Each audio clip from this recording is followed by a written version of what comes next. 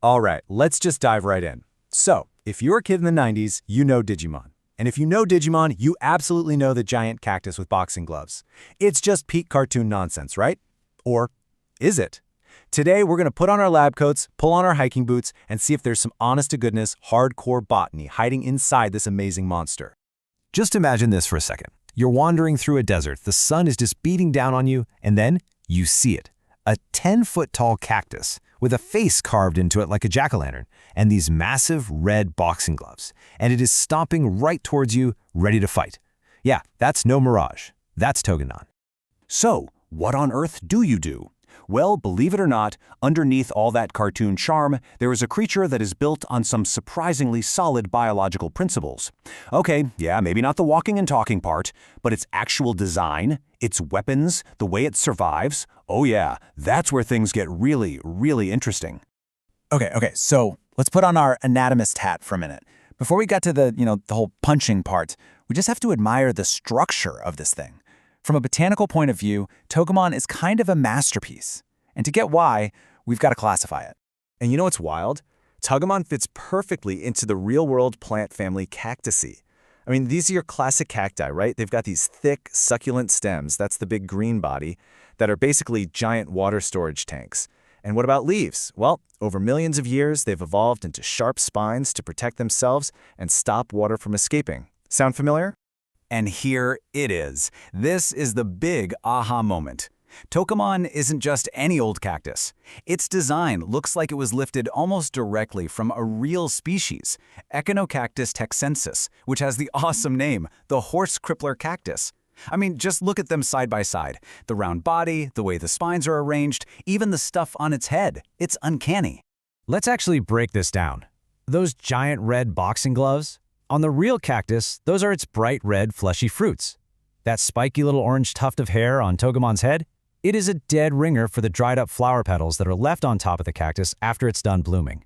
And its whole green body? That's what botanists call a cladode, a special stem that does the job of photosynthesis. It's just so clever. Okay, my inner botanist is geeking out. The anatomy is brilliant, I get it, but let's switch to a survivalist point of view, because admiring its fruit hands won't help you when it's about to knock you out. Let's talk about how this thing actually fights. Forget morphology for a second. Let's talk toxicology. This thing is a weapon.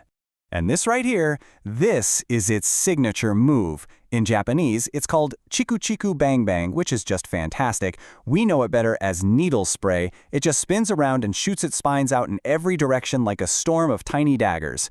Now, of course, a real cactus can't do that, but the science behind why this attack would be so devastatingly effective, oh, that part is very, very real.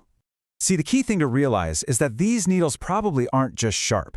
They're almost certainly carrying a nasty little toxic payload. First, you've probably got microscopic barbed bristles called glochids. These things are an absolute nightmare, designed to hook into your skin and stay there. Then, you coat those with irritating alkaloids or other phytochemicals, basically plant-based poisons that are designed to cause intense pain and massive inflammation. It's not just a physical attack, it's a chemical one. Okay, so we've got a brilliantly designed plant, anatomically speaking, and it's also a walking toxic weapon. But all that moving around, all that fighting, that takes a ton of energy. So how does a plant, stuck in the middle of a scorching desert, get enough fuel to have a boxing career? And this is the secret that ties it all together. The key to powering this plant-based pugilist is one of the most incredible adaptations in the entire plant kingdom. It really all comes down to how it breathes. So here's the fundamental problem for any plant living in the desert. To make food through photosynthesis, you need sunlight and you need carbon dioxide. You get plenty of sun during the day, obviously, but to get the CO2, you have to open these tiny little pores on your skin called stomata. If a cactus did that in the middle of a hot day, it would instantly lose all of its precious water and just die. So cacti came up with this genius solution called CAM photosynthesis. It's a game changer. Step 1, they just wait until night when it's cool. Then they open their pores and breathe in all the CO2 they need for the next day, storing it as something called malic acid. Step 2, sun comes up, they slam those pores shut, locking all their water in. And step 3, they use the bright sunlight to cook up the CO2 they already stored overnight. It's like time-shifting photosynthesis, and that is exactly how Togemon could fuel its high-energy lifestyle. It's brilliant.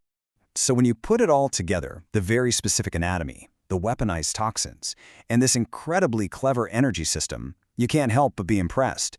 The whole design, it just works.